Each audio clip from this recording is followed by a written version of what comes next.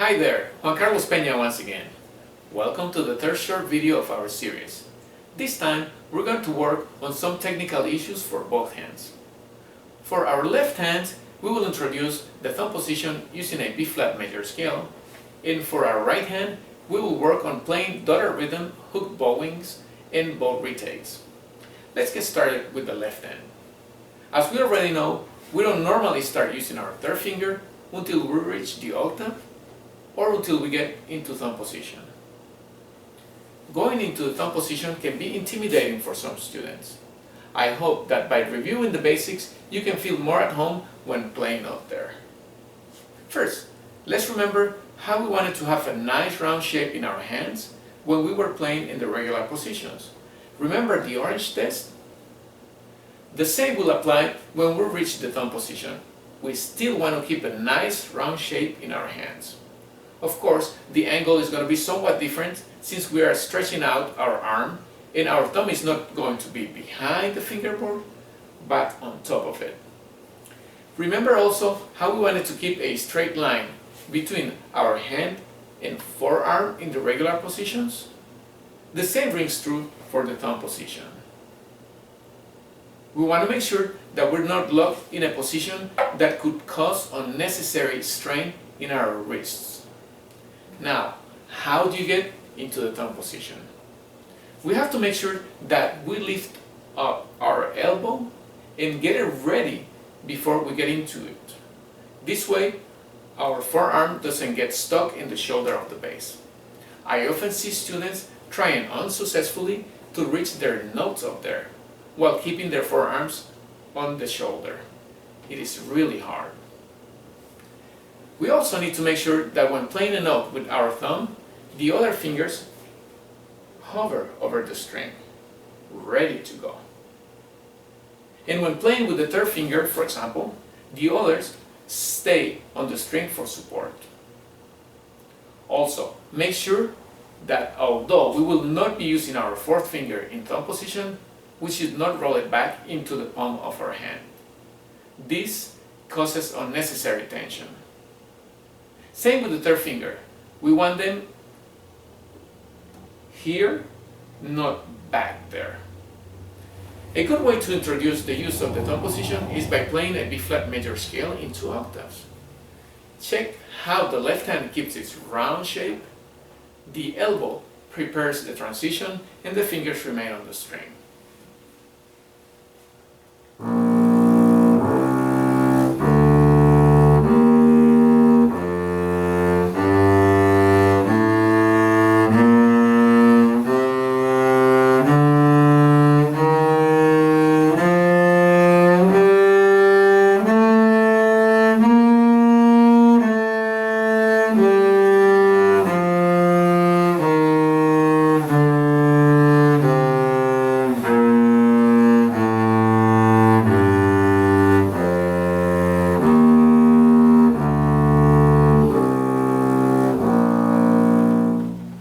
Now, I would like to go over a piece that is loved by students, especially at the middle school level, The Happy Farmer by Robert Schumann.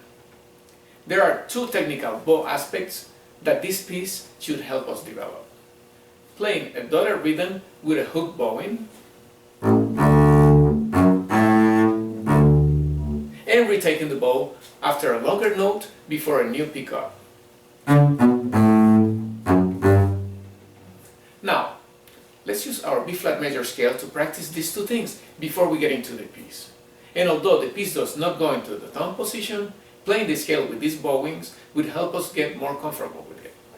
For the hooked dotted rhythm, we need to briefly stop the bow in between the notes to get the right articulation.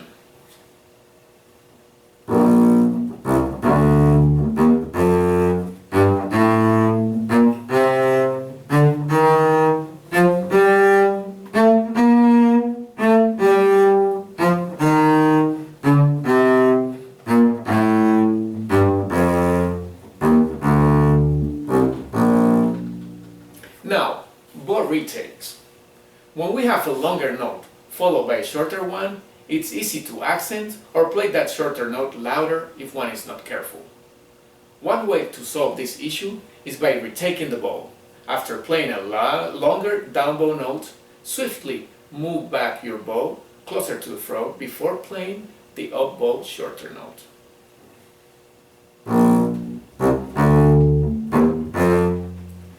A good way to get comfortable with this process is to practice it with the following rhythm. Half note followed by quarter rest, followed by a quarter note. After playing the half note, use the quarter rest to bring your bow back closer to the frog.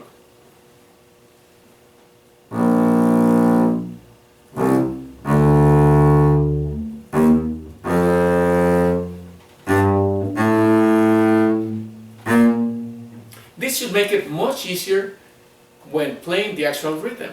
Quarter note followed by eighth rest, followed by eighth note.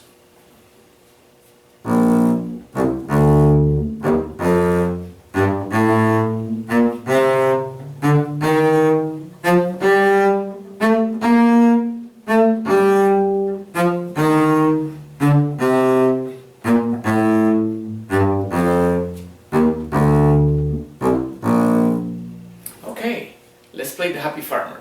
Follow the hook bowings and the bow retakes as they appear throughout the piece.